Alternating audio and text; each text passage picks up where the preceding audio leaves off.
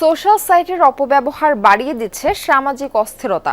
এমন বাস্তবতায় সামাজিক যোগাযোগ মাধ্যমগুলোর দায়িত্বশীল ব্যবহার নিশ্চিতের আহ্বান জানিয়েছে ডিবেট ফর ডেমোক্রেসি।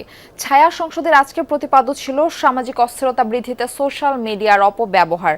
আয়োজনের পক্ষে অংশ নেয় স্ট্যামফোর্ড ইউনিভার্সিটি বাংলাদেশ এবং বিপক্ষে ছিল মানারাত ইন্টারন্যাশনাল ইউনিভার্সিটি। সিলন টি রপ্তানিতে শীর্ষে।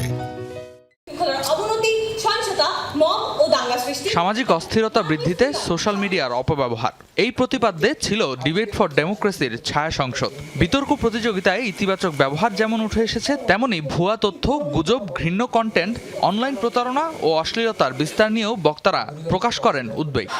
প্রস্তাবের পক্ষদল হ্যাঁ বলুন।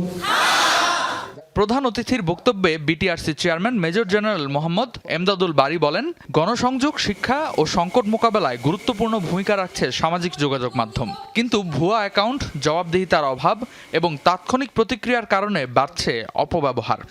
ল এনফোর্সমেন্ট এজেন্সি বিচার করবেন, আমাদের বিচার বিভাগ আছে, তারা বিচার করবেন এবং প্রতিনিয়ত আমাদের কাছে ইনাদের কাছ থেকে বিভিন্ন রকমের ফ্ল্যাগ রেজিং ওনারা করেন। কম্পিটেন্ট অথরিটি যখন এই বিচার রায় দেন যে না এইটা হচ্ছে লিমিট ক্রস করা, তখন সেটাকে টেকনিক্যালি কন্টেন্ট মডারেশন করা, বন্ধ করা, স্লো করা ইত্যাদি কাজ আমরা কোঅর্ডিনেট করি।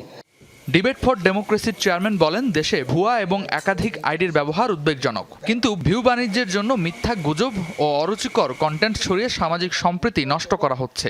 এক্ষেত্রে বিটিআরসিকে আরও সক্রিয় ভূমিকা পালনের আহ্বান জানান তিনি। ভিউ বাণিজ্যের নামে সোশ্যাল মিডিয়ার অপব্যবহার করে আমরা দেখি আবার একই কথা, মিথ্যা, গুজব, অপতথ্য, নোংরা, অরুচিকর কন্টেন্ট সেখানে করা হচ্ছে। আমি বিটিআরসিকে এই বিষয়ে আরও বেশি তৎপর হওয়ার জন্য, কঠোর হওয়ার জন্য অনুরোধ করব, যাতে এই ভিউ ব্যবসায়ীরা কোনোভাবে মিথ্যা, গুজব, অপতথ্য, হেইট স্পিচ প্রচার করে বাংলাদেশকে অস্থিতিশীল করতে না পারে। ছায়া সংসদ বিতর্কে সরকারি দল হিসেবে অংশ নেয় স্ট্যামফোর্ড ইউনিভার্সিটি বাংলাদেশ।